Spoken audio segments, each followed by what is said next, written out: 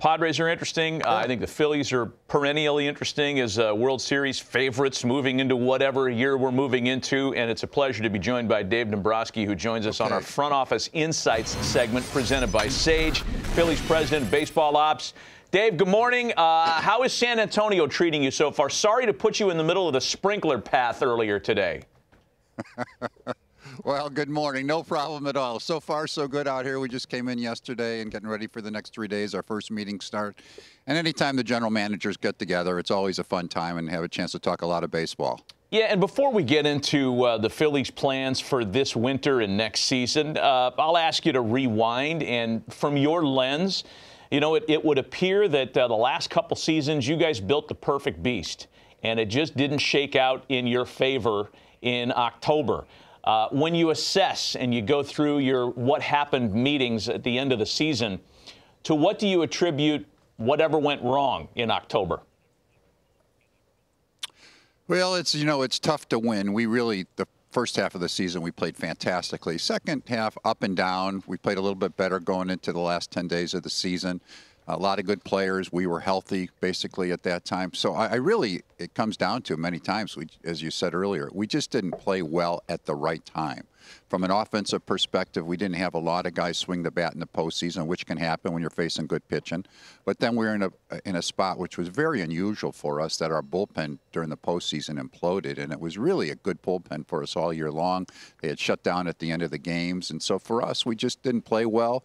At times, the year before with Arizona, when we lost, we thought we had a chance to win. We do have hitters that expand the strike zone a little bit, and sometimes you get anxious at that time of the year, and the other clubs take advantage of it. So we have a good club. It's hard to win. You see the Dodgers the last couple of years before this, they got knocked out in the first round, and all of a sudden they're the world champions, and hopefully we can do the same thing. Hey, Dave, it's Harold here. You know, it's interesting. We're in an interesting time. You've been around the game a long time. You've won it all. Where are we at with the pitching? I'm curious what Dave Dombrowski was thinking when one of the highest payroll teams in baseball is doing bullpen games in the playoffs and World Series. Well, for me, it's a lot different, and we're not a club that's built that way ourselves. I mean, we're in a spot where when you look at Wheeler and Nola and Sanchez and Suarez, you've got 4 guys that are horses out there for you, and we got a young pitcher by name Andrew Painter who's coming up right behind him that's a tremendous talent that'll pitch with us sometime this year, as well as others in the organization. We are just in a different spot. People are in a spot when I'm looking at the Dodgers or the world champions game before they have a bullpen game. You wouldn't have thought of that years ago. But as always, it's a challenge to win however you possibly can at that particular time. People have taken different routes. It's worked for them. It's not necessarily my philosophy, but it's also one that has worked for people. Hey, the other thing I thought I have is I'm real curious about Schwarber at the top and not Trey Turner. And I'm thinking you have the different ingredients to do a lot of different things. We watched the Dodgers flip Shohei, flip Mookie, flip Freddie. Have you guys considered that, or did you think about that at all? Well, Rob Thompson has thought of a lot of things. We've already talked about it after the season. Of course, he makes the lineup. When Trey originally joined us, we put him at the top of the order, and he's a natural leadoff type hitter with his ability to be a good hitter and also to steal bases with his speed up on top. But then, of course, he struggled for that time period. Then we put Schwarber back up at the top of the order, and he hit so well for us that we basically stayed that way. But I think going into this year, I'm not sure what we're going to do, but I'd have to say it's something that you always consider, any type of options that you feel can enhance your run scoring.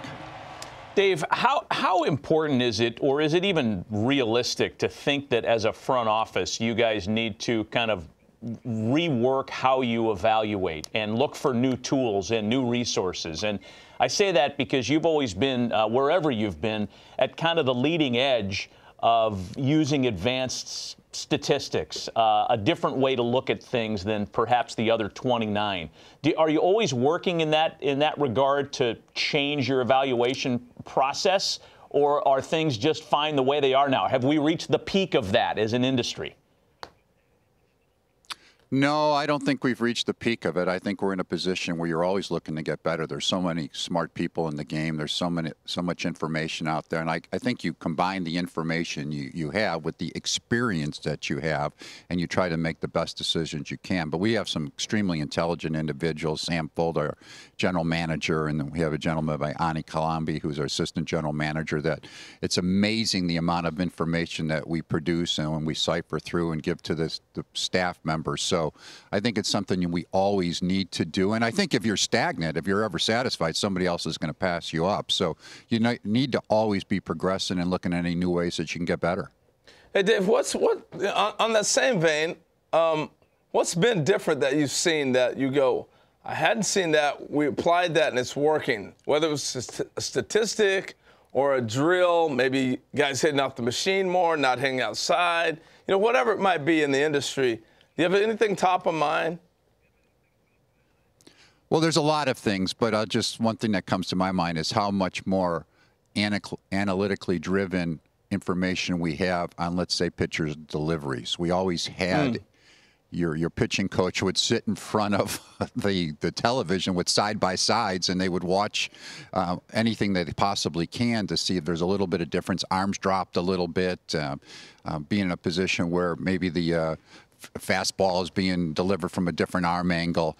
And then all of a sudden, now we have all of that information that's captured through high-speed video. We also have all the analytical information. So you can just decipher all of that. And I think combining that, which we try to do with our medical field and our training individuals to make sure people can get the best results that's possible for themselves, is so much advanced compared to where we used to be. And combining all that information is something that I think the best organizations in baseball definitely do now. And we just didn't have that type of information years ago. Yeah, I find that fascinating, too. I'm going to come full circle to kind of back to where my first question I asked you about pitching. So we've had this run of injuries in pitching, but your club has kind of avoided that because you, like you talked about, have 4 guys that are horses up front, and you don't bullpen as much as other clubs. What about on the medical side? What are you guys seeing different that maybe the industry needs to grab hold of? Well, I can't speak for other people because you're never privy to what they do, but our trainer, Paul Buchheit, who has our staff, heads a whole medical department. It's amazing the information that we have, and we combine. We have a daily meeting of about 30 people, from people that are in uniform, coaching staff-wise, with our training and development people, with our trainers, with our analytical people, and they'll go through all the players on a particular day. So it's amazing how advanced they are at measuring people, checking the strength in the shoulder. And that's one thing when people say, well, what's the number of innings that somebody could pitch? And let's just say, you say, well, it's 180.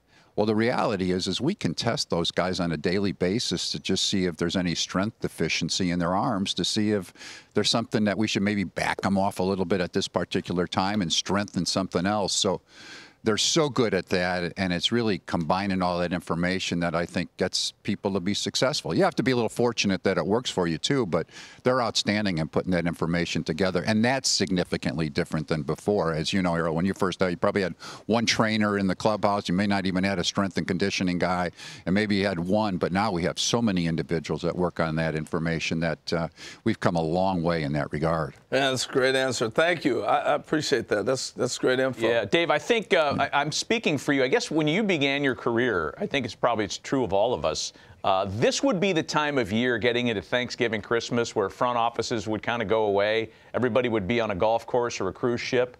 I don't think that's the case anymore. Am I wrong? I mean, this is now a 24/7, 365 endeavor, this sport of ours.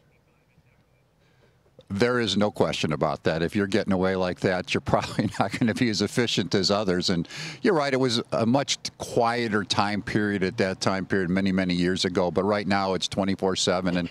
And sometimes I even myself, I look, and it's not going to affect me because I'm at a different stage of my career. I think we have to carve out some time for the front office people, a quiet time period for a couple of weeks like they do in other sports if it's possible, because otherwise I get concerned people will be burnt out because there's just so much demand on their time schedule, and they just need something like that. I think it's really important for them to be able to have some time away from the game just to breathe. And as we're set up right now, it's almost impossible to do. Yeah, it's tough. But Dave, we really appreciate your time this morning. Thanks for your insights. We wish you the best holiday season coming up, and enjoy the rest of your time in San Antonio.